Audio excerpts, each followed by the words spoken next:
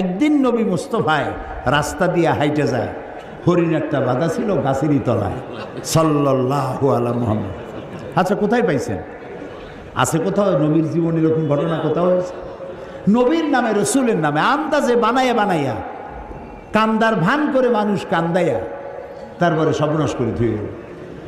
আর young generation যারা বিজ্ঞান পড়ে, যারা ইতিহাস পড়ে, ভূগোল পড়ে, যারা ইন্টারনেট দেখে, ওয়েবসাইট দেখে, কম্পিউটার ব্রাউজিং জানে, তারা কম্পিউটার, ইন্টারনেট, ইমেল, ওয়েবসাইট, এই জগতের মানুষ তারা যখন এইসব কেসা কাহিনী শুনে তো কয় যে এ তো আদম আলাইহিস সালামের যুগের কথা কয়, এগুলো শুনে আমাদের লাভ নেই।